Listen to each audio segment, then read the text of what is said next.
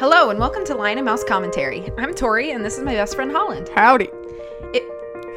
Howdy? Yeah, just roll with it. If you're new to our show, we rank various forms of entertainment by different categories out of a total score of 10, with only 2 points allowed for our personal taste. Don't worry, we'll break everything down as we go. Feel free to agree, disagree, or just find something new to enjoy. Just be sure to tread lightly. There will be hot takes and spoilers. Cut to the intro.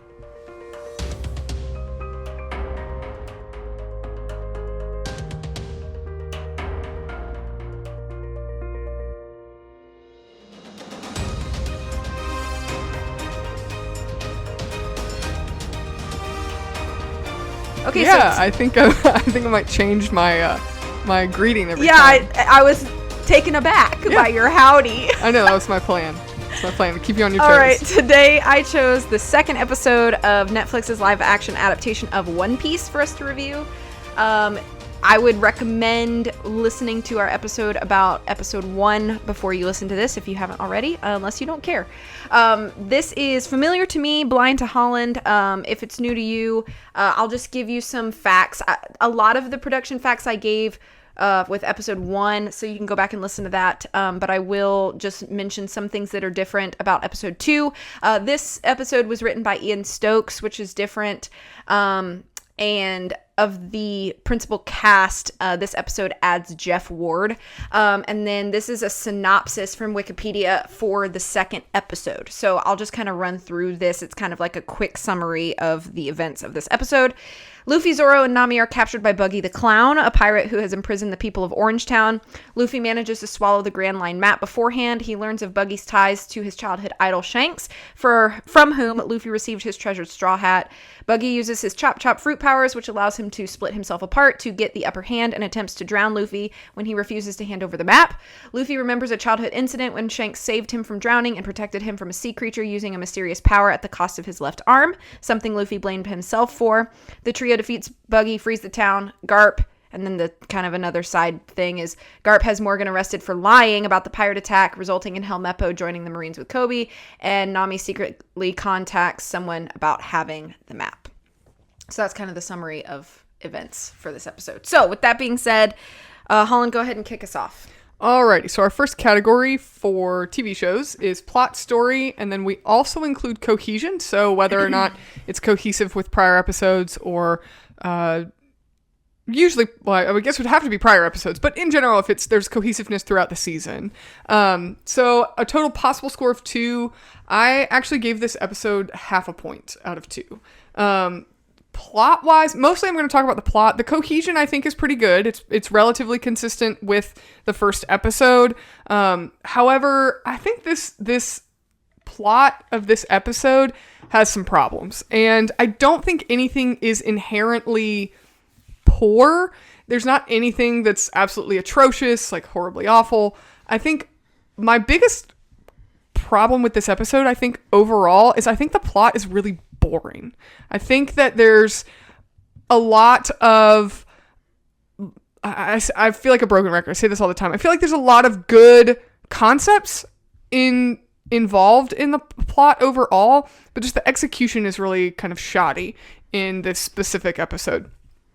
I do think that it's, as far as cohesion goes, I like that we are introduced to, or we're teased, Buggy as a character at the end of episode 1, and now he is the primary antagonist in episode 2, so I like that cohesion. It feels kind of like a book chapter. We're given a cliffhanger, and now we open, and we get to see kind of what comes next. I think that the fact that the antagonist pirates have kind of this concept of being carnival members, and Buggy is a clown, and he calls his crew, he's the pirate captain, he calls his crew the Freaks, and that they all have kind of this camaraderie in the sense that they're misfits, and Buggy has these kinds of this concept that like we're all misfits, and you know, he wants to get Luffy to kind of join his crew because he's different too. And then you find out that Buggy also ate one of the demon fruits. Is that what they're called? Devil fruits? Devil fruits, yeah. Devil Sorry, fruits. my brain short-circuited. Sorry. The devil fruits. And I think it's very interesting that because he has similar powers to Luffy, not similar as in they're the same powers, but because they both have eaten the devil fruits, he knows and understands the weakness of somebody who's eaten it. And so I think that's all very interesting and very good. But that's kind of where I think that the interestingness of this plot kind of ends. This episode cuts back and forth between 3 different plots. It cuts back and forth between Buggy and actually 4, I guess if you could consider it 4 different plots. It cuts back and forth between Buggy and Luffy having kind of a standoff because Buggy wants the map. And then it has Nami and Zoro who are trapped and trying to escape. And then it has Kobe and Garp, is that his name? Yep. Kobe and Garp, and then the flashbacks of young Luffy and Shanks. And so it's got these 4 plots, and I don't mind having multiple plots to follow, but I like when storytelling in multiple plots pulls them all together at the end to some common goal or common point at the end. And I think there's a little bit of that with, but it really more feels like we're just watching 4 disjointed timelines at the same time, with the exception of Zoro and Nami getting free and now they're reunited with Luffy. In general, I think that it's a little confusing because we see Buggy capture Luffy and then the rest of the episode takes place on an island that Buggy has taken over. And while I don't think that's problematic inherently, to me it doesn't make a lot of sense. Buggy is wanting to find the Grand Line, and he says that he wants to find the map, and yet he somehow found time in trying to find the map, or trying to steal the map, which Luffy beat him to it, and then capturing Luffy, he found time to enslave an entire village of people and build a makeshift carnival and force them all to watch him and applaud for him while they're all shackled into this auditorium, and he and his crew members can put on a show for this helpless villagers. To me, that just doesn't make a lot of sense. It would make sense if it was that, but they were on a ship. Maybe he had press ganged some Marines into his crew, and all these Marines he's captured along the way are in the hull of his ship, kind of like how they would shackle people to row the, or Vikings would have their prisoners row the oars of the ship or something like that. Like, that would make a lot of sense. It's like, oh, okay, cool. He's like a traveling circus, and he captures people along the seas, and, they end up having to, pander to his, ego and applaud for him. But no, he's on a whole island and he had time to orchestrate this whole carnival that he doesn't really want to stay in because he wants the map because he wants to leave. And to me, that just doesn't make a lot of sense in the overall story. We're like told what his motivations are, and then it's like, okay, but you've like camped out at this village so that you can put on a show for prisoners. And to me, that it doesn't feel like we really understand who our villain is in this story. And I don't think this is necessarily a character flaw. I think it's a plot flaw because I think we've kind of lost the stakes of peril here, because it's like Buggy's motivation is to steal the map from Luffy, and yet he had time to like reconstruct a circus on an island. Like, what's he going to do? He's going to leave, and then all these people are just going to sit there and like while he goes and finds the treasure at the Grand Line. Like, it just, to me, it didn't make a lot of sense. And so it just felt like, I kind of felt like I'm waiting for the point and like something to kind of pull all of this together, and nothing really kind of pulled it together, except there was kind of a fight at the end. I think that this plot also with Kobe and Garp, I don't think it's a problematic plot. I think it's very interesting because here Kobe is found out that he's was with Luffy when Luffy and his crew kind of showed up, and then he stayed to join the Marines, and you have this a bit of a moral dilemma for Kobe. And so that plot to me is relatively interesting, but it doesn't really take us anywhere. And I feel like it didn't have to be in this episode. It was kind of unnecessary to be in this episode. I didn't see where it tied in to the rest of the overarching plot, other than us just like meanwhile back at the ranch kind of story. And then the other plot with Shanks and Luffy, young Luffy, I thought about mentioning this in the characters, but I don't particularly like this plot line either, because and I think part of it is character and part of it is plot, but I'm going to mention it in plot because we don't really know a lot about Shanks other than we are told that he cares for Luffy, but we don't really see him demonstrate like affection or this father figure or step into this father figure role. We're just kind of told, hey, this guy is like a father to Luffy, or this guy is Luffy's idol, and we're not really shown any intricacies of that. And so I guess that technically could be a character note, but I decided to mention it in plot because we're kind of being told in the main story, like the present day story and the flashbacks, why Luffy cares so much about his hat, and why he cares about it is because it was Shanks and Shanks gave it to him. But all of the interim in the plot line, we're not really given any true depictions that Shanks like has any kind of like, I wouldn't say nurturing, but more like that Shanks wants to foster Luffy into this like great pirate and to be this good pirate or this good man. We're told right at the beginning of this episode that Shanks is about to leave Luffy on land, and Luffy's not allowed to join his pirate crew. He's going to leave Luffy and not come back. Like he said, like point blank, we're not coming back. And so he's pretty much said, I'm leaving you forever. And then he turns around. So that like, we're given that note. I'm leaving you forever. You're staying on land and you don't get to come with me. I'm leaving you forever.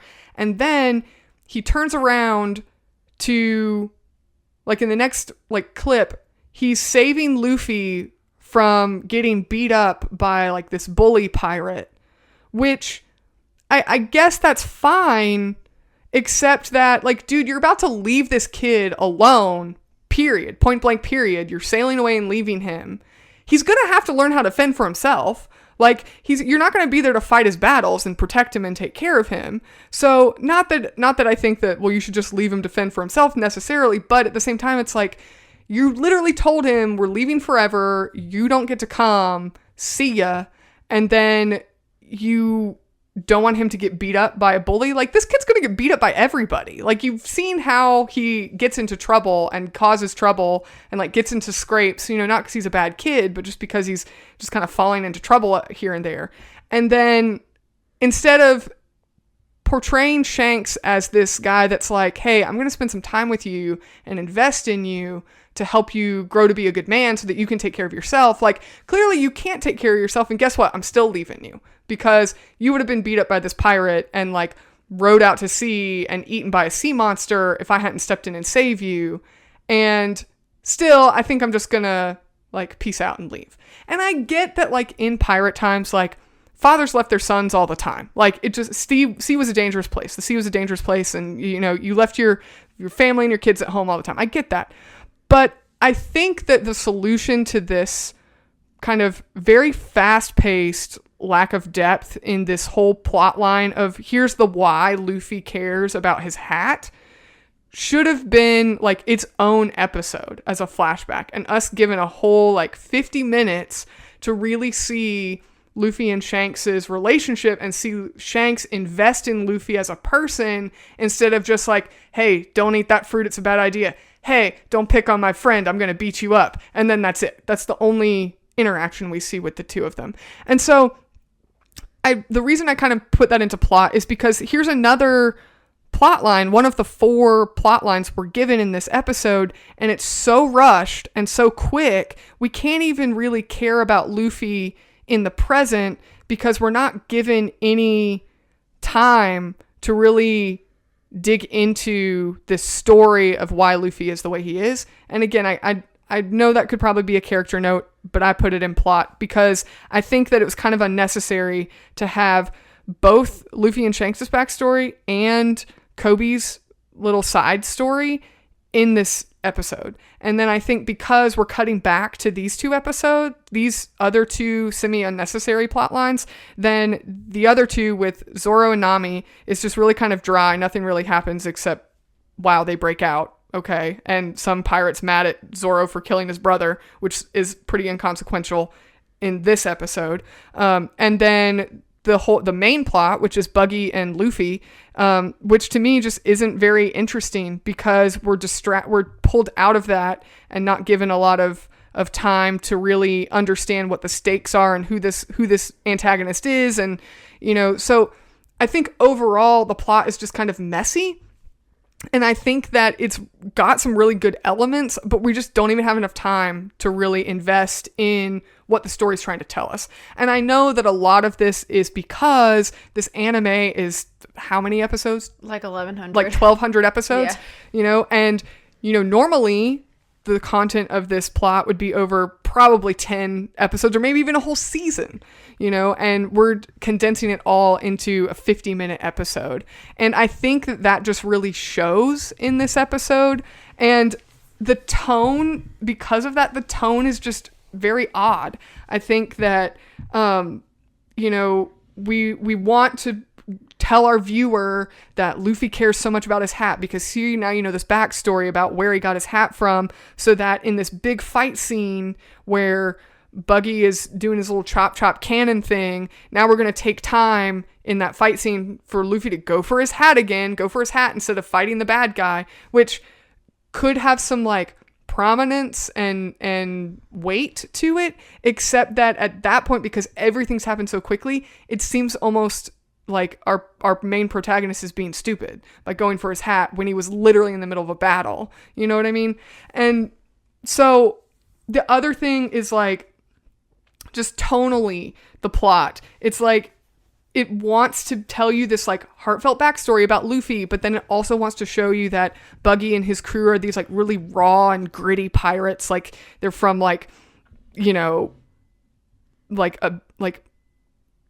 The Dark Knight Rises or something like that. I mean, it's like they're trying to be like these really dark and gritty pirates, but then, here's a little heartfelt backstory. And it just, and this is an anime, so like really wacky and zany things can happen, like somebody's body splitting all into pieces. Like, and so it seems very jarring because we didn't just like make a serious episode. We didn't just make a fun like anime episode that has really good character notes. And we didn't make, here's the episode that's going to be a heartfelt backstory. We tried to fit all of that into one episode. And to me, it's just very messy. And so not because I think that the plot is terrible, but because it's so disjointed in this way, I found myself in watching it, like not caring what happens because I was never given the time to invest in who these people are and what's going on, that I just was kind of bored through the episode. And so for that reason, I give it 0.5 point out of 2. Okay. For me, for plot, story, and cohesion, I actually gave this 1.5 points out of 2. All your points are valid. I have a different perspective on some of them, and I'll talk about that. I think that compared to the first episode, I actually think this second episode is paced better, but it does suffer from the fact that it's the condensing. And so what they do is they take the flashback, which is the Logtown arc, which is like 4 or 5 episodes in the anime by themselves. And they make them these back and forth cut-ins throughout the plot. And so it diminishes the weight of both main stories, instead of having one learning the backstory and understanding Luffy and who he is and how his character now is very much influenced from those events of his childhood and Shanks as a person. That's lost because it's easy to get distracted with the main plot of the episode, which is the Buggy stuff. And because of that, it kind of makes the buggy stuff feel like it doesn't really matter, or it doesn't fully make sense where we are, and why we're fighting and those sorts of things. So I think that it is sometimes kind of a nice switch of pace to cut back and forth? Yes, but I think overall in the telling of the story and building of the world, it can become less of an impact. I think it's more interesting visually to do it this way, but I don't think it's necessarily better storytelling wise to do it this way. So that's kind of my thoughts on that. However, the side stuff with Garp and Kobe, I'm going to argue that while it doesn't exactly match the other two storylines that are in this episode, one of our bullet points on our little sheets here that we use is contribution to overall series plot. And these are very important conversations that come into play later.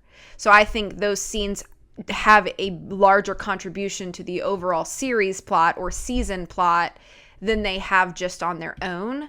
But at the same time, since we're just talking about episode 2, I can understand how that stuff kind of feels like it just doesn't fit or doesn't go. So if I were to separate my brain here, in regards to episode 2, I understand where you're coming from. In regards to the whole season, I think it's perfectly fine where it is. Well, and I do think it's important to note, I have not watched, this is the furthest I've gone in the One Piece Netflix series, and Tori has watched the rest of the season. And so I think in any serial TV show, you have to have a level of trust that the story that you're being told is, if it doesn't seem pertinent now, is going to be pertinent. And while I agree that may be the case here, and I would expect that that's the case here, I do think it disrupts the tone overall of the episode. Okay, that's fine. I can, what am I trying to say? I can agree to that, I guess, even if it's not my same perspective. I do think there is a very, very, very nice foreshadowing moment when they open the safe at the very beginning of the episode, when Nami gets into the safe. Not to talk about future things, but I did want to make note that there's a pretty nice little foreshadowing moment if you look at the contents of the safe before they close the lid. I'll just leave that there. I think that the episode resolution feels a little bit better than the previous episode resolution. And what I mean by that is they pretty much wrap up the whole Buggy arc in one episode. Do I think that was the smartest move? Maybe not, because it is very rushed, as is the Logtown arc that we flash back to. But if I'm talking just about the resolution, at least it feels like we're done here and we can move on. It doesn't feel like it's going to stretch much more into the next episode. It doesn't feel like, oh man, we have to sit through more of this in episode 3. So that it kind of just feels like a nice little okay, chapter's over. Now we can start something new. I do think the dialogue is a little bit better than the first episode, at least in my opinion. Every character's dialogue feels a little bit more natural to them. I don't know I don't know how they filmed this. So I don't know what the sequence was. I don't know if they filmed episode 1, episode 2, then episode 3. I don't know. My guess is that they probably didn't do it that way. They probably did things like most productions do, which is, can we get this location and for how many days, and actor schedules and those sorts of things. But if they did film it chronologically, it kind of feels like the dialogue is like the actors are more comfortable with their dialogue in this episode than they were in episode 1. This is not really a character note, because I think there are some inconsistencies still, and I'll talk about that in the characters section. But just, I guess, overall delivery of dialogue feels better to me in this episode. Everything feels just a little bit more believable. Our main cast does feel kind of like they're warming up to their dialogue a little bit better. it looks and feels and sounds a little less like they're reading script lines and they're actually talking from like a place of like characterization. So I appreciated that. But I think there are certain things in this episode, and it goes back to, you know, the point of you're cramming so much into a small amount of time that it becomes a little bit hard to follow, a little bit hard to understand motivations for characters, especially important villains like Buggy, because you have split-second moments that can explain some of that you can miss so easy on your first thing. So, like, you had a point of you were not really understanding, like, why Buggy was here and had destroyed this town and had all these people captive if he's supposed to be out at sea looking for the Grand Line. Like, that does not make any sense. There is one tiny throwaway line in this episode that I honestly, this is the third time I've watched that episode, actually, to be honest. The first time I watched this episode, I didn't catch it at all. It wasn't until my second time through that I even caught the line. Nami says something along the lines, or maybe Nami says something and it spurs somebody's response. But there is a line, a very quick line, that suggests that while Buggy is at sea, he stops at portside towns and does this all the time and takes people Shanghai and destroys town, takes people Shanghai, does a couple days of this crazy maniacal carnival, packs up back on his ship and does it to the next port town over. So does it really explain the motivation? Not necessarily, but I think it gives a wider picture as like, this is just who Buggy is, and he likes destruction and terrorizing people, and then he just moves on because he has no emotional attachment to the place or the people, so he just continues to do this. So, but it's such a small moment that if you don't catch it, you're like, why? I don't understand what you want as a villain. You know, okay, yeah, I get it. You want the map. But outside of that, like, what are you doing? How do you function day to day? What is your crew doing? All of that can be missed without that moment. But the moment is so rushed that it doesn't even feel like it really exists. So all of that to say, 1.5 points out of 2 for me. I think it's better than the previous episode, but I still think that there are pretty like evident problems. So, alrighty. So our next category is characters. So total possible score of 3. I give this 1 point out of 3. Overall, I think agree with a lot of what you said about how the actors are in this episode compared to the last episode. They do seem a whole lot more comfortable. They seem a whole lot more comfortable with each other. They seem a whole lot more comfortable with their dialogue. Also, have to just say the casting still is just fantastic in this in this show. I do think Zorro, I know one of my complaints last episode and last podcast episode we reviewed of this show, his like monotone voice seems to have improved. Yeah. He still has this very stoic affect, if you will, but there are times where he actually seems like he has a personality under there somewhere. At the very beginning of the episode, when they're on the ship still, he sounds exactly like he does in the first episode. But then, as soon as I wrote in my note, and I think it's accurate, but anytime he's under duress, he like gets a personality, you know? And so when they're in the crate and he's like, I'm trying to figure out how to get out of here. And like, he still sounds very stoic and relatively monotone, but it's like, okay, so this actor does have like, I mean, not that I hate to but like, that on the actor. He can act, you know, but not that I think that was the actor's choice in the last episode, but you know, he seems like he's got a little bit of personality underneath, even though he has this very, very flat demeanor, if you will. He still has, you know, a bit of character. And so I liked that. I like that we got to see that in Zorro. I also think that Nami is still the most interesting character we have.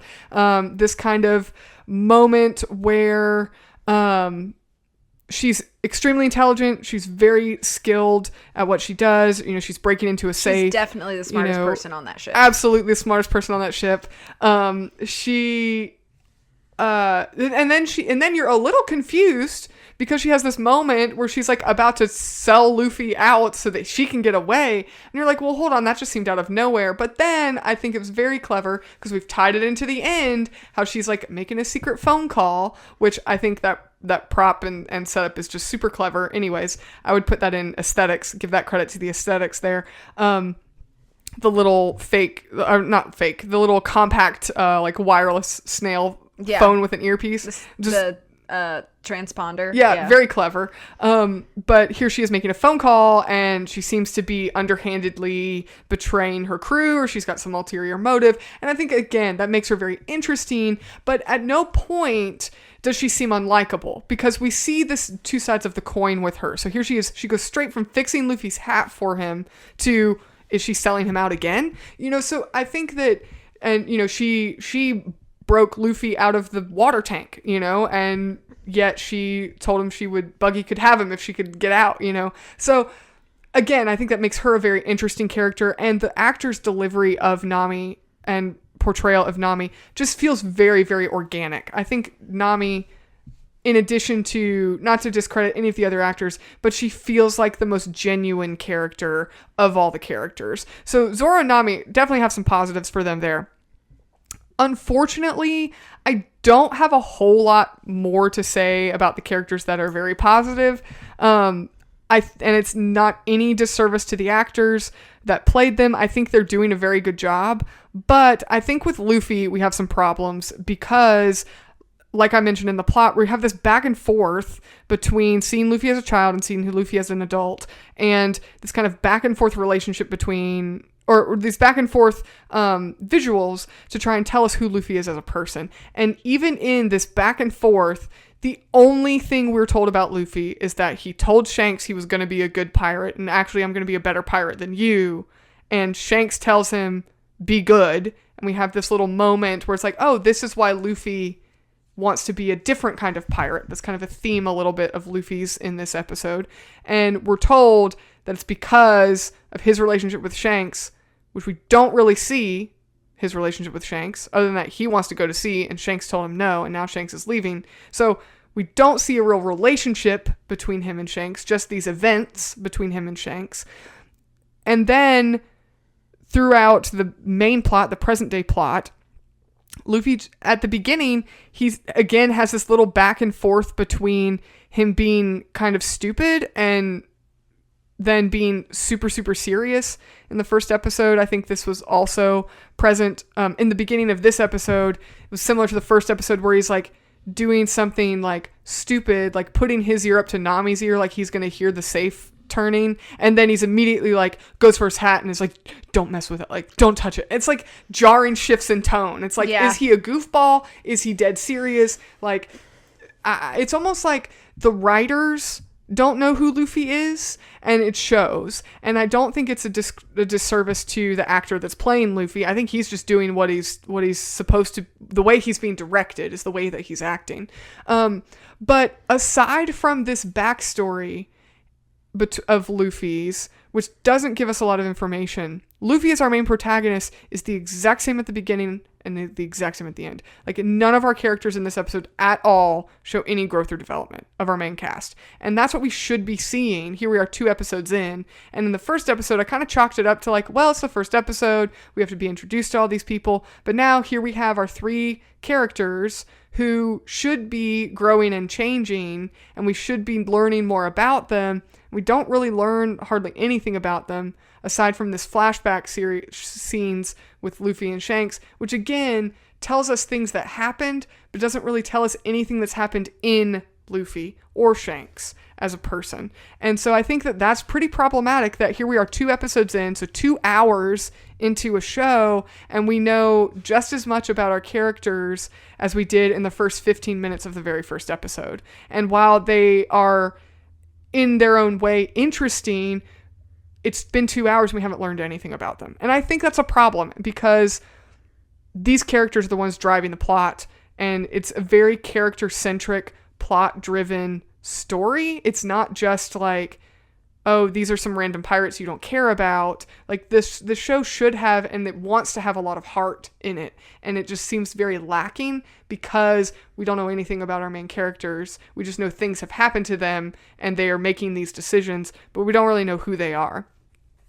And then my last kind of note that I have is about Buggy, which I really don't like Buggy in this episode. And it's not because, oh, he's such a bad guy, I don't like him. I just genuinely don't like this portrayal of Buggy. And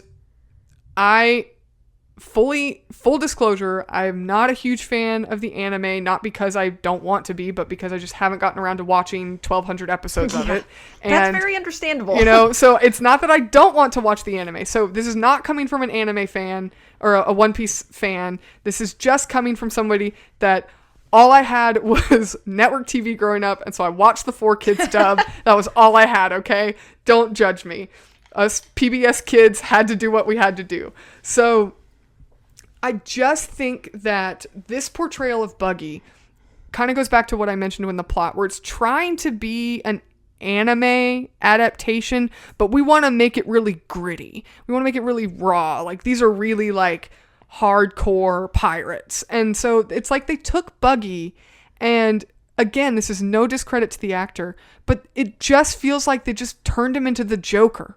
It's like, here we have this clown pirate who talks really snarkily and sarcastically, which is not bad. I don't have a problem with that. But the actor's cadence when he speaks, and, oh, I'm going to put Luffy on the rack, and I'm going to put Luffy in a water tank, and just the way that it's portrayed, although albeit clever for him to know Luffy's disadvantages and try and capitalize on that to get the map, it just feels like the Joker. And here he is talking about like, oh, maybe I'm asking the wrong questions. Let me existentially analyze you. Like, why do you do what you do? Oh, it must be somebody in your life that's important. Like, okay, now we're going to be a psychopath clown that's going to try and murder his family. Okay, we're just doing it like the Joker. We're not even doing it in a new or interesting way that I feel like One Piece should have.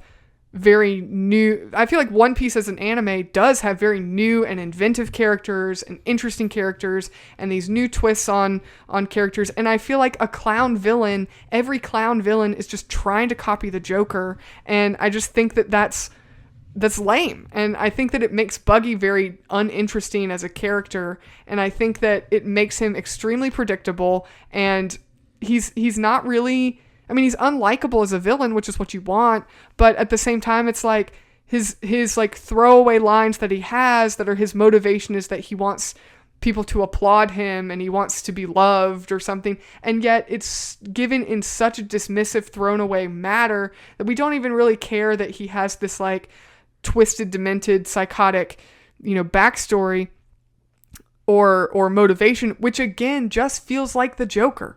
Like, he just feels like some portrayal, like Heath Ledger already did it, Joaquin Phoenix already did it, the Batman animated series already did it. Like, every iteration of the Joker has been done, and has been done very well by a lot of different, media portrayals. And now we have a character that's not named the Joker, but that they're trying to just make him the Joker because the Joker's cool and sells money, like sells movie tickets, kind of thing. And that's just how I felt about this portrayal of Buggy, which from my very limited exposure to the anime just didn't seem very consistent with the anime's depiction of Buggy. Like, yeah, he's maniacal. He's kind of this psychotic clown, this like, villainous, demented, entertainer, quote unquote. But it just had different, a different feel in that portrayal. And I think the problem was, that just they tried to make this Buggy very gritty, and like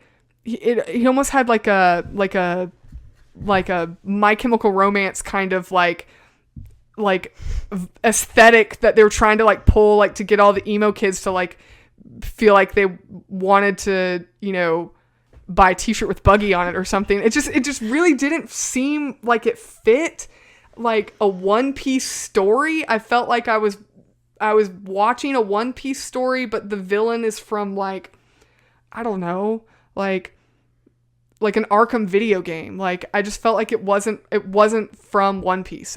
So it just felt really disjointed. And again, it's not, the actor's fault. He did well, but to me, it just didn't seem like it fit the One Piece world. And I think maybe if they tonally hadn't made it try and feel so like, the only word I can think of is just gritty and like raw and, dark. And I just felt like, okay, you're doing what comic books have been doing since graphic novels were invented. And this is just a knockoff of, every graphic novel's portrayal of a psycho clown. And it just didn't feel original. It didn't feel fresh. And it felt really, really tired and overdone.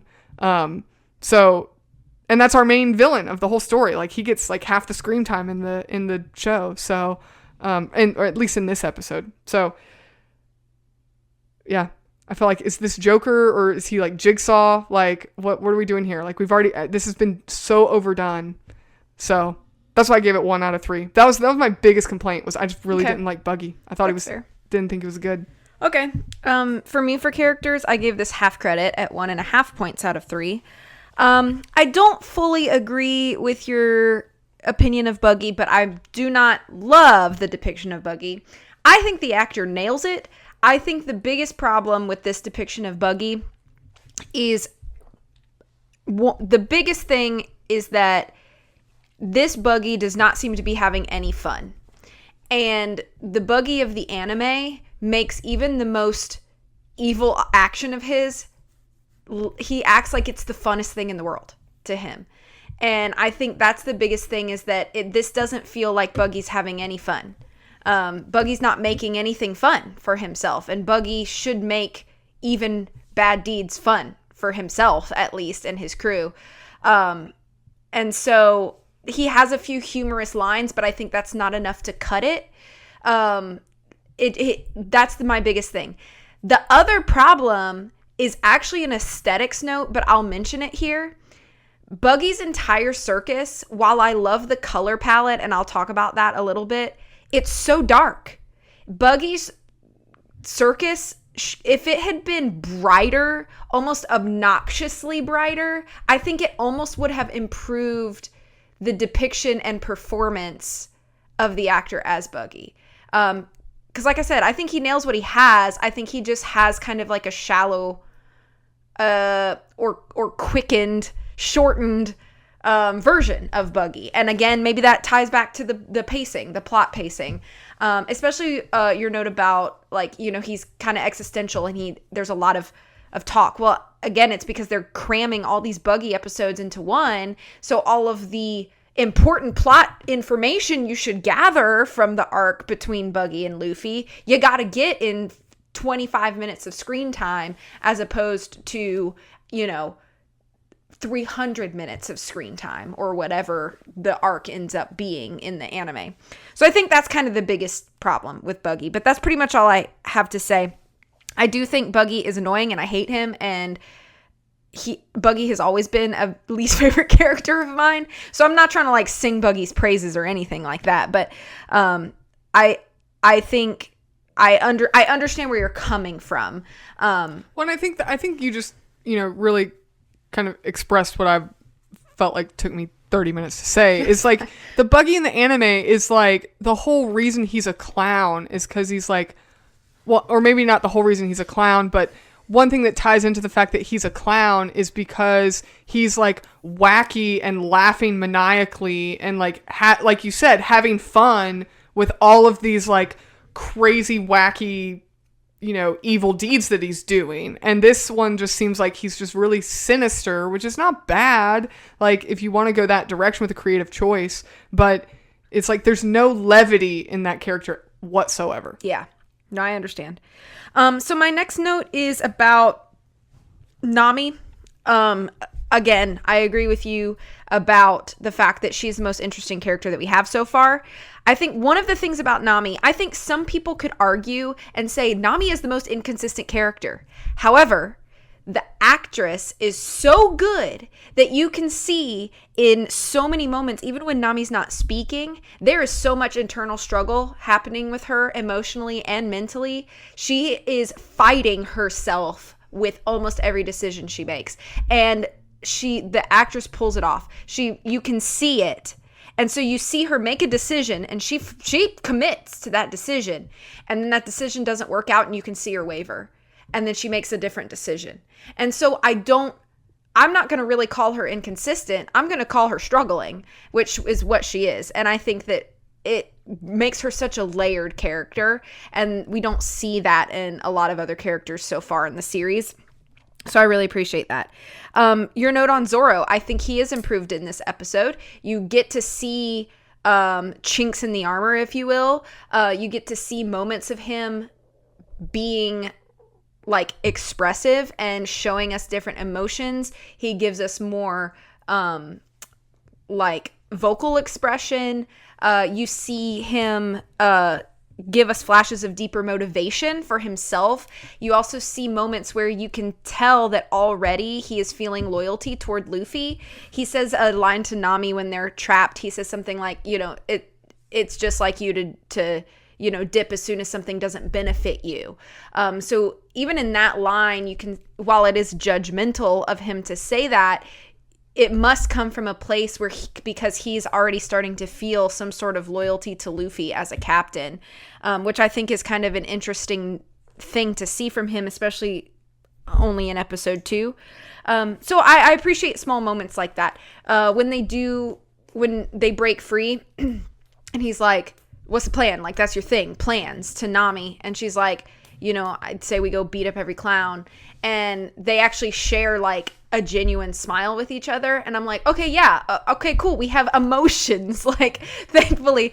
But again, I think it's not so out of character for Zorro because he does stay stoic for a lot of it, but it's not flat stoicism anymore. Now we have believable stoicism because we have moments where he breaks out of it, where he does express. So I like that too. The biggest problem is still Luffy.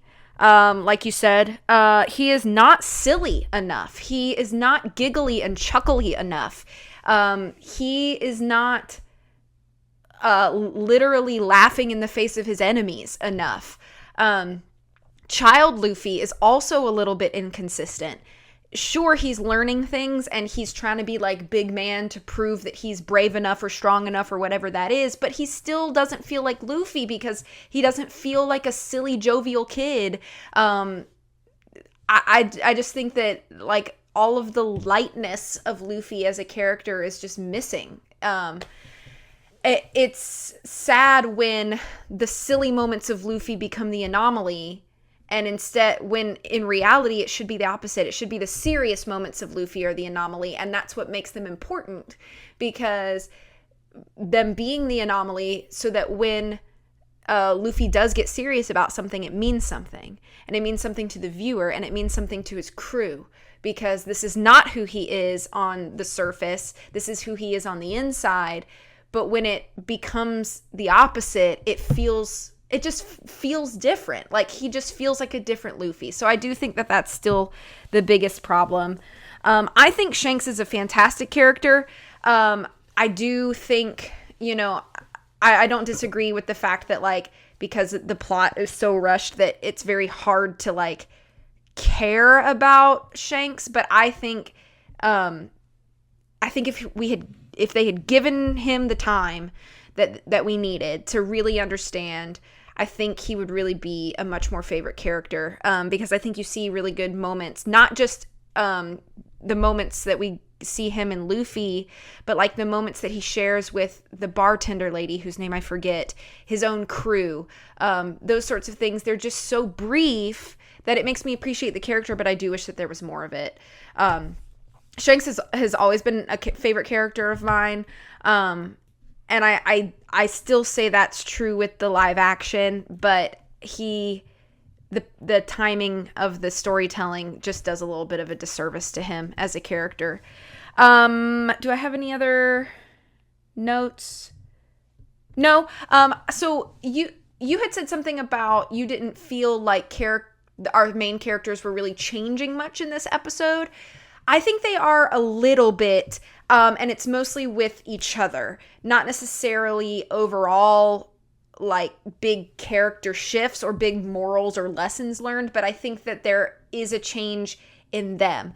I think one example of that is when at the end of the episode, they've defeated Buggy. They, Team Rocket blasted him through the circus tent roof. And Luffy hands the map to Nami again. And she said, "You're giving this to me?" And he says, "Well, you're the navigator." And all episode, she has been fighting him on that, on her being his navigator. And this time, she just takes the map and puts it in her bag. And I think the lack of line is almost brilliant, because instead of the expected thing from her at that point, which is, "I'm not going to be your navigator. I'm not part of your crew. Shut up. Stop saying that." That's missing. And so I don't know. I find it like a growth moment. Not necessarily for Luffy, but for Nami. I also like the line that Zoro... Is it though? Because the whole reason she, at least in this episode, she takes the map and then she calls somebody that she has it. Well... So is that why she didn't say anything? Was because she's like, "I'm not going to argue because now I have the map"? No, I think it goes back to my earlier point. She has a moral dilemma through the whole episode. And every decision she makes, she fights within herself. Is this what I should be doing? Is this, whatever. So you can see the moral dilemma in her after she uses the mini transponder and she puts it back and she looks out the window, and you can see it all over her face. This is valid. She's still fighting.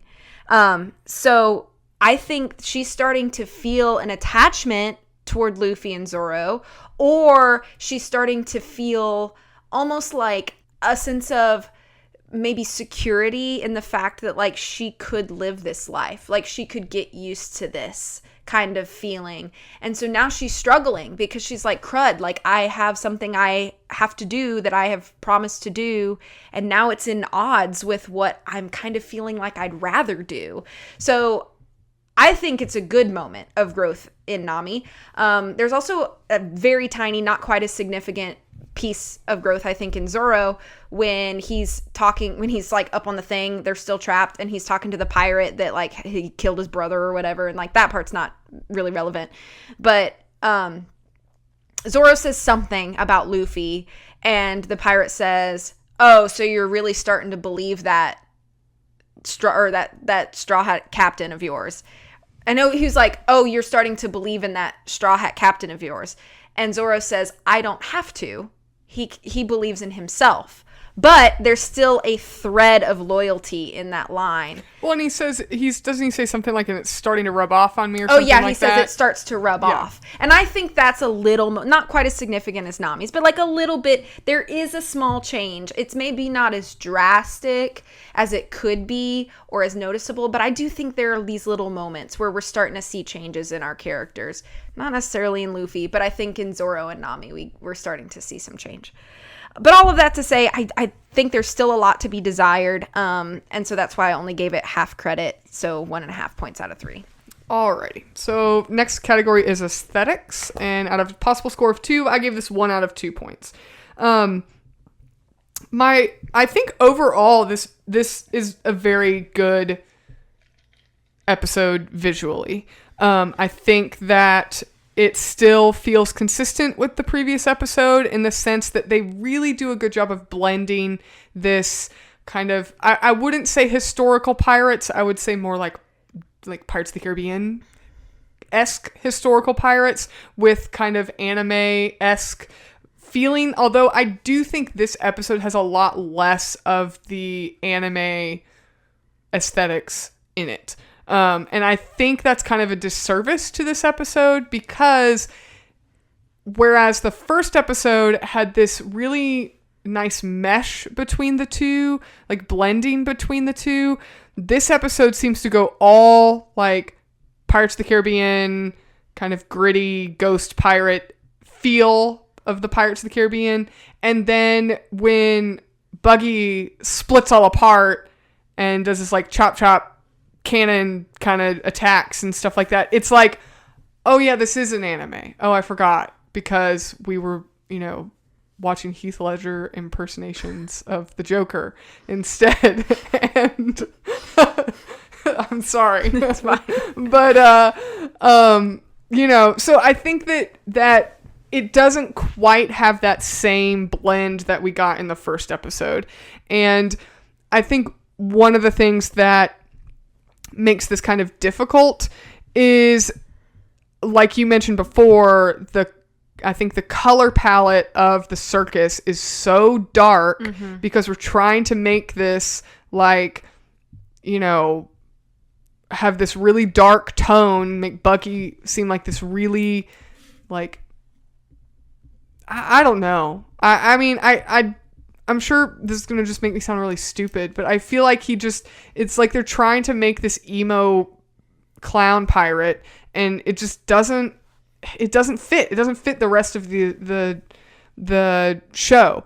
So we have this really dark tent, and when they come out of the crate, it's really garish looking, and I feel like it would have been better if they'd kind of gone to the extreme, the way that the color and the lighting and the color palettes are when in the room where Zorro and Nami are being held, and they've got the bright lights around the mirrors, like a makeup mirror and stuff like that. I feel like they should have just taken that and put that into the big top, and it would have had a completely different feel. It would have made it seem a little more lively, and have music playing and circus music playing, and just made it more of a circus and less of a evil villains torture basement or something. It didn't feel like, oh, we're in a circus and these are circus pirates. It felt like we're in the pit of despair, and there's a rack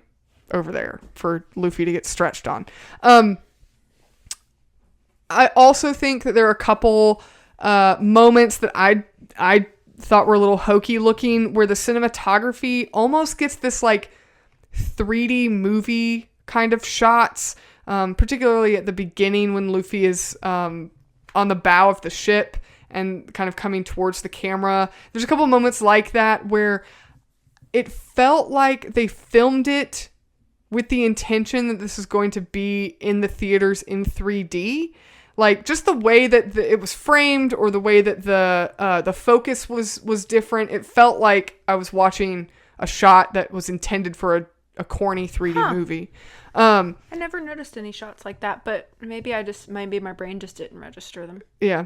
I was expecting Luffy to punch his fist towards the screen, and it looked like it was supposed to come out at me, There were a couple shots like that. Another shot in particular I didn't really like was the when Luffy's dunked in the tank and he's sinking, and then they transition to the flashback. The way that the water goes in slow-mo, I just thought that was a little hokey. I think you could have done the transition without the slow-mo effect, and it would have been just fine. It would have been so easy to just do the splash into a regular wave. Yeah, easily. The slow-mo just looked like, are we trying to make this more dramatic than it is? It felt a little goofy to me. However, I do think this film, if it's not a film, this episode does a fantastic job in two specific moments. The one is when they're in the crate and the lighting is coming through those boards, and it's just white light coming through the boards. The way that the camera follows all of those characters in this tightly enclosed space is just absolutely fantastic. It is so easy for cinematography to try and get you, the audience, to feel that cramped, closed-in feeling with the characters, and then in doing so, you're have these really extreme, uncomfortable close-ups, or the camera jerks around so much that you feel like you're watching the Blair Witch Project. And in that scene specifically, the camera follows all these characters as they're moving in this tight, cramped box, and it's following them. You never lose visuals of who's talking. You never lose visuals of what's going on. You have this perfect picture of how things are moving and how people are moving in this box, and it's lit well enough that you can see people. They didn't darken everything completely so that now you're just looking at kind of black on black, grayed out faces with a night filter on them. That was just done so well. I was like, this is done so smooth. I gotta give credit to the film crew in that specific scene. Another scene that I really appreciated how smooth it was is in the flashback scene when Shanks's crew is fighting the other pirates, and it just that was like the first time in the episode I was like, oh my gosh, this feels like I can't think of the word. I don't know what you're trying to say. I don't know. It just fight feels choreography, or no, like the fight choreography was really good, and it just feels like a rambunctious, like rowdy pirate fight. Like it just feels like it's a great, like, you know, I feel like I'm watching Errol Flynn, you know, or something like that. It just had this really good, like, Jack Sparrow, Errol Flynn, like pirate combat, like whimsical, but still like a little bit grounded, practiced, and like these guys know what they're doing, kind of vibe. Right. Just like it's still grounded in reality, but then we have these kind of goofy moments where he shoots the bullet off the pipe and it like ricochets on the other guy. When Yasop does, So just things like that are just, it was just really fun to watch. And again, the camera work was so good. You saw everything that happened, and everything that needed to be seen was shown. Nothing was jerky. It didn't jerk you around. The cuts weren't so quick that you couldn't pay attention. It wasn't so loud you couldn't hear what was going on. It just was done so well and so tastefully. And I feel like those two scenes alone are really where the aesthetics and the camera work and the cinematography of this episode just really, really shines. And it's something, the technique used and the technical aspects and the way that was shot and cut and edited together, like, there are some blockbuster movies that don't have that level of care taken to those kinds of scenes. And so I think it's just done really, really well. So I have to give them credit for that. That's probably the biggest reason that I gave it 1 out of 2 points. But overall, it felt pretty consistent with the first episode, but I really think the biggest disservice was just the fact that the big top, the clown kind of setting just really didn't feel like it matched the world as a whole. But otherwise, very, very good. 1 out of 2 points. Okay. For aesthetics, for me, I gave this 1.5 out of 2 points. I actually agree with a lot of your points. I actually made this joke while we were watching the episode together when the crate first opens up and you see that they're in the big top. I was like, carnivorous carnival, anyone? Which is a reference to Lemony Snicket's A Series of Unfortunate Events. And that's how this carnival feels. It feels like Lemony Snicket, where you expect things to be drab and kind of almost monotone and like dark, even when colors are present. I like the color palette, but it is so dark. It really doesn't feel like the silly, kind of crazy, whimsical.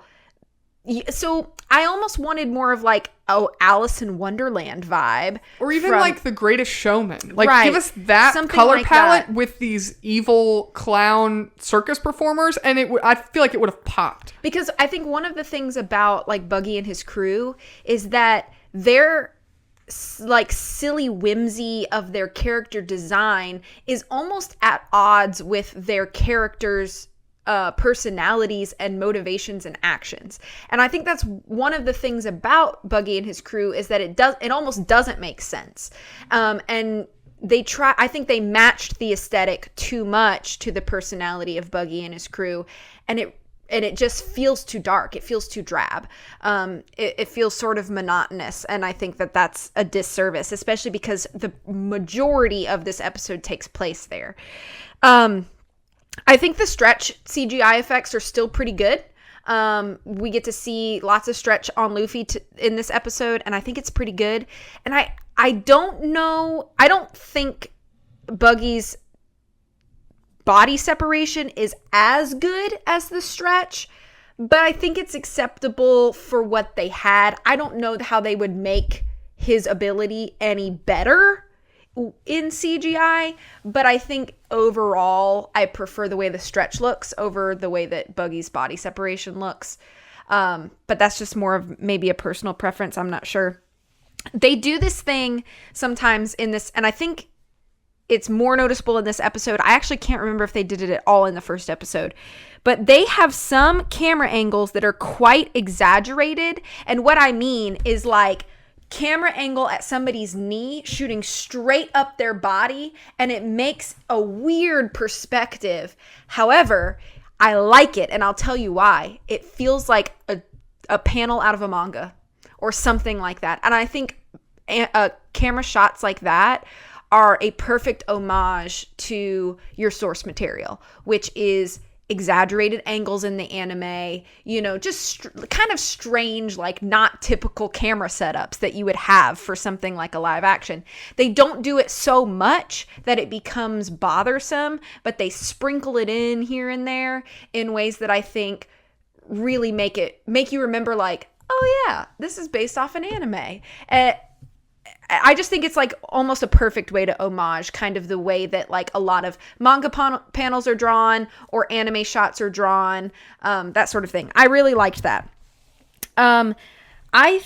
Also, okay, here's a weird thing. In the very beginning, they're on the boat. Nami is working on the safe, trying to get the safe open. How are her nails painted? Does she have a whole nail spa set up on the ship? I don't understand. All I kept noticing was like, how, like you just fought Marines and drug a safe onto a ship in the middle of the sea. Why are your nails so pretty? I don't know, like maybe that's inconsequential, but in my brain I would think you would at least just have normal hands, not like polished hands. Like, why do you have a manicure? Where did you get your manicure? Even if you got a manicure, would it not be ruined at this point? I don't know. To me, it felt like a weird aesthetic oversight. They're pirates. They're not like, and I'm not saying that they're like dirty. I don't think that necessarily the Straw Hats are like a dirty crew, but if the point is that she's been working on this safe for like days, I'm pretty sure that a manicure would not be in your priority. And I'm pretty sure you didn't get a manicure at the Marine base. That's all I'm saying. So I just thought that was kind of weird. I think that the score is pretty nice in this episode. There are two moments that I think the score really stands out. One of them is the scene that you mentioned where Shanks's crew is fighting the like bully pirate crew. And the score is just so fun. It's so fun. It's so piratey. It feels kind of like a jig. It matches like the momentum, I guess, of that scene and all of the fight choreography, which is fantastic, by the way, and so much better than the fight choreography in the first episode. I think that's just improving. I think that too about even the fight with Buggy. I think that overall, like, fight choreography is getting better. So I really like that. But the score specifically in that scene is really good. Also, once they've beaten Buggy and they are releasing all of the captives of Orangetown, that score is really, really nice. And when like all of the people in Orangetown, they're like getting ready to get back on the boat, and the guy who I presume is mayor or whatever, like brings this basket, and it's everything these people could find to gather in this basket and gift to these pirates that freed them. And there's just a lovely score behind them. And I don't know. I think to me, it made the moment feel kind of special. It's crazy how music can do that, but it does. And I just think the score is noticeably nice in this episode, particularly in those two scenes. So all of that, I think the aesthetics, they're not perfect, but I think they are good for this episode, which is why I'm giving it 1.5 points out of 2. Alrighty, so our last category is second to last category is personal taste and preference. So total possible score of 2. I actually gave this a 0 out of 2. And I think my biggest problem, like, I wouldn't say I hated it, which, I mean, if you've listened to previous episodes, go listen to our Twilight episodes and you'll hear what I have to say about that. Things that you hate. Things that got 0s. And it just, to me, this didn't feel like a pirate show. It didn't feel like an anime adaptation. It just felt like a really boring TV episode that almost could be a filler. Like, it didn't really do anything. I didn't really care about these characters while I'm watching it. So I'm like, I could never watch this episode ever again and probably not have any kind of hole in my life. The tone didn't seem consistent. The story was pretty boring. The characters didn't grow or change. It doesn't have that like fun and like whimsy, for lack of better terms. Like, it didn't have the fun that I would expect in like an anime adaptation, and it also didn't have like this like excitement, action that I would expect in a more serious presentation of a pirate depiction. So it just felt like it was trying to ride this line between anime and gritty, realistic pirate movie with an evil, dark villain. And I feel like it just failed at both of those. Like, it maybe if this wasn't a One Piece episode, I might enjoy it, because I'm not expecting it to be like, oh, you know, I know who Buggy is. Like, I know what his character's like. He's like maniacal, but you know, he's like laughing maniacally when he's doing things, and he's like, you know, really loud and off the wall, and you know, would put somebody like he would put Zoro on a spinning wheel and have people throw daggers at him while he laughs at them, and then continues to berate Luffy for something. And like, nothing like that happened in this episode. And so I think in part I'm like comparing it to my very limited knowledge of the show, but also I think that it tried to do too many things at the same time and tried to tell 4 different stories at the same time, and to me it just really didn't land. And so while I wouldn't go all the way to say I hated this episode, I would not say hate, I would probably say like I really didn't enjoy it. So I would just, I mean, not that it would turn me off of the show, One Piece, either the anime or the Netflix, but it would definitely be an episode that if I were to rewatch this series, which again, I have not seen past episode 2, but if I were to rewatch this series, I would probably skip this episode completely because it just seems that pointless. So 0 out of 2. Sorry, One Piece fans, including Tori. No, it's fine. I only gave this 1 out of 2 points for personal taste and preference. I do think it's slightly, well, I don't know. It is improving off of episode 1, but I think there's still so much to be desired in regards to how it's adapting from the source. And so really my 1 point comes from, you know, this is the category to be biased in. So my 1 point comes from my attachment to and affection for the source, not necessarily this episode of the Netflix adaptation in general.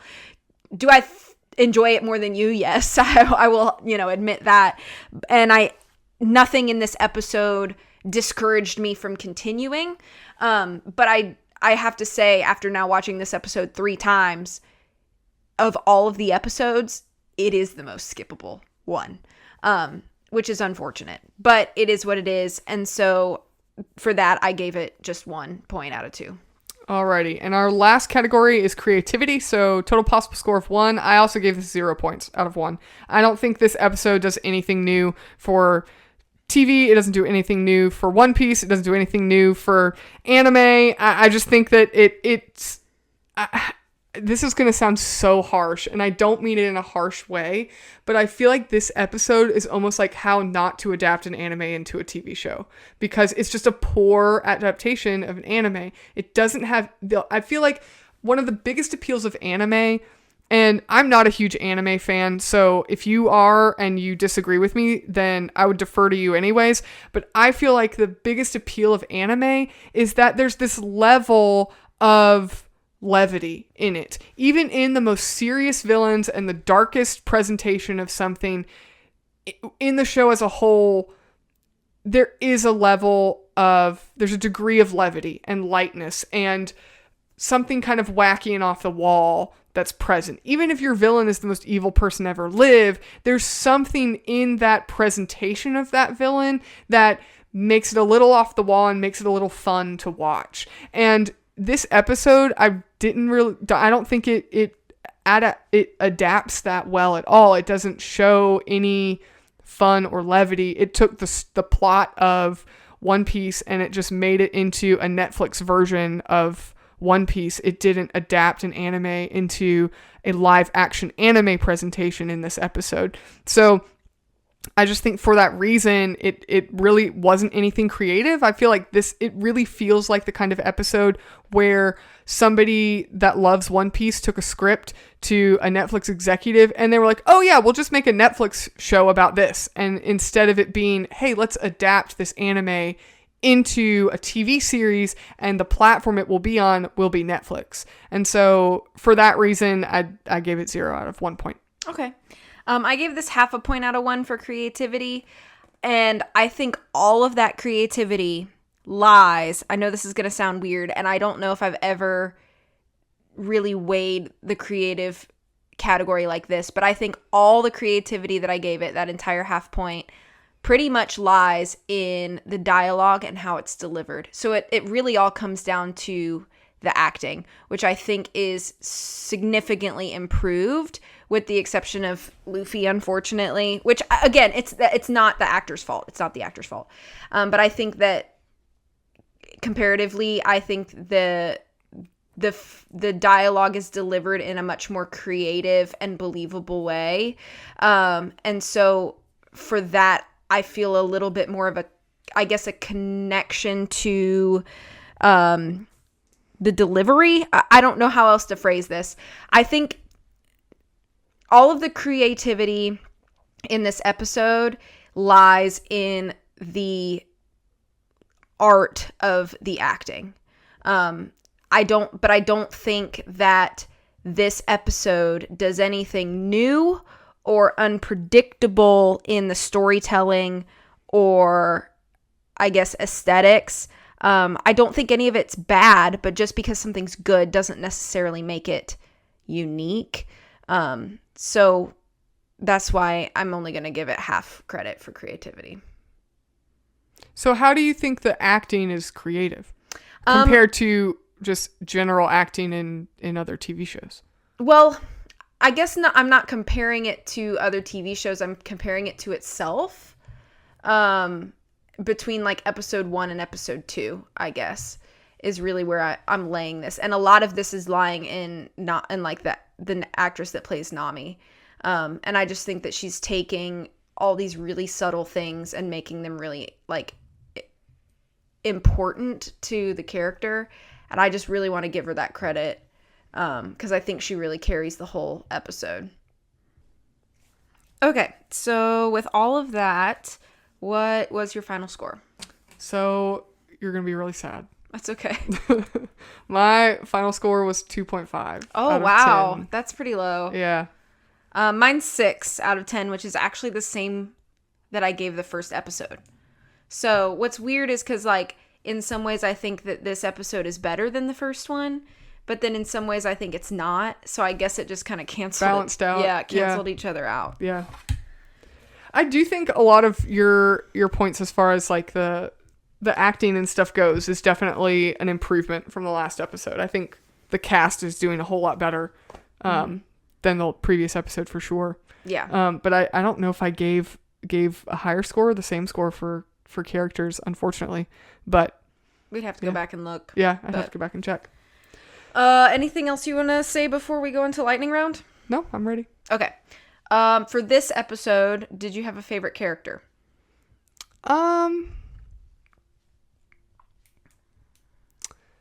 Probably Nami, I would say. I just think the actress is just doing such a good job. Mm-hmm.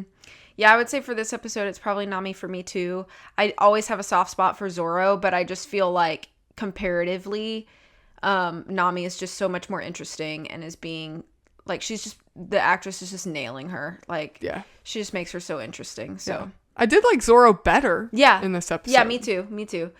And it's nice to see that it's not like just like really either of Nami or Zoro. They're not quite the same as they were in episode 1. So, okay, least favorite character in this episode. I have a feeling I know what you're gonna say. Buggy. Yeah, me too. I don't like him. He's annoying. He is annoying. I've always kind of hated Buggy. I still kind of hate Buggy. I'm like 660 episodes in, I think, ish. And I still hate Buggy. Okay, do you have a favorite story moment from this episode? Oh, that's hard after I like eviscerated the plot on this episode. Favorite story moment. Do you have one? Yeah, I think it's the very, very end of the episode when you see Nami sneak off and make the call. And I think if you had like either like very unrefreshed One Piece knowledge or no One Piece knowledge at all and you were watching that, you'd be like, what is going on? So I think it's just like a good moment to it doesn't make it feel like the episode is necessarily cliffhangery, but it's like, okay, now I need to keep watching to figure out what she's talking about and who she's talking to. So I think it's just like a nice little like tease for a story moment. But I don't know if I have a story moment. I guess off the top of my head, I would say the moment where Zoro and Nami break out of their like traps that they're in, and I like that moment that they have between each other where they I like that kind of like camaraderie that you see developing between them, which I guess could be more of a character moment. But and I also liked the story moment with Shanks when he makes the sea monster leave. I thought that was I thought the approach of telling that could have been so hokey, and I thought it was done very well. okay, that's fair. Okay, next question. Do you have a favorite special effects or aesthetic moment? You listed a few good ones, but Yeah, I think that fight between the Shanks crew and the other pirates would probably be my favorite. But I forgot to mention this. I was surprised that the sea monster in the scene looked as good as it did. Yeah. Because I feel like with flashback scenes in general, there's like less work put into it. And I feel like CGI of anything that's animal based can come across looking, I guess, campy would be the best way to put it. Yeah. And it looked pretty good. I was surprised. For me, I think it is probably just going to be like some of those cinematography moments that just felt very like homage-y to like the anime / manga. I just really, really appreciated those moments. And since they were sparse enough that it didn't feel like they were trying to like copy frame for frame, something like that. So, okay, last question. After this episode, does it make you want to keep watching the live action? That's kind of not, to be honest. Okay. Yeah. I mean, not that I won't continue watching it, but like if this episode, you know how a lot of times the pilot episode of a show, you're like, you kind of have to throw it out like it's not really what the show's... It's either the hook or the pass. Right. Yeah. Well, no, it's not an accurate representation of what the show's going to be. Oh, okay. I see what you mean. And then episode 2 was like, oh, this is really what the show's going to be. If that was the case with this, I would definitely not keep watching it. I can understand. I think it's lame. Yeah, I can understand. But I'm not saying I won't continue watching it because you've made it sound like this is probably the least impressive episode in the show so far. Yeah, I think having seen the whole season now, I think episode 2 is probably my least favorite. Yeah, I think so. I think it's one of the most uninteresting. Yeah. For sure. So I would probably keep going. But just after seeing this episode, if Tori had not watched it and I was watching this by myself, I probably would click off. When I watched it on my own, I stopped after this episode for like 2 weeks. Yeah. Because I was like, yeah. And then I picked it up again and I was like, oh, all right, we're okay. Yeah. Which is a shame because I do enjoy One Piece, like my limited knowledge. And so, again, I feel like I've said this in the last episode, like maybe I'll just go watch the manga, or the anime, but I mean, I don't have time to watch. Oh gosh, you'd have to episodes. Like do one of those like condensed like run throughs. I have heard of those. Which like some people have made them where they literally take episodes and they take like all of an arc, and then they edit all of the episodes to take out anything irrelevant, filler, scene, like fight scenes that take too long, and they literally condense it down, and they're like, here is 2 hours and it's this entire 40 episode arc. And I like watching it all because that's just how the kind of person I am. And like, I even watch all the little filler arcs that have no relevance to the main story. Like, that's just the person I am. But for somebody who's like, I really want to get into it, but it's just so much, and I just really don't want to sit down and commit to that, like, that's kind of the way to go, I think. I think I've heard about it. I think it's called One Pace. Yeah. Mm-hmm. Yeah. And like the guy who does it, like, kudos to him. I can't imagine how much work that is, but it helps make things accessible, I think, to a lot of people who are interested in the show but are intimidated by the show. So, any other final thoughts? No. Okay, well, thank you so much for joining us on this episode. Hope you had a good time. Tell us, give us feedback if you want to tell us, ways that you think that we could improve, suggestions. Those sorts of things are always welcome, so feel free to reach out to us. We have links to show notes, Patreon, socials, a suggestion box for things that you'd like us to review. Those are all on our website at lionandmousepodcast.com. Reviews on your podcast platform of choice is also really helpful to us. Let us know what you think. Thank you so much for listening. We will catch you in the next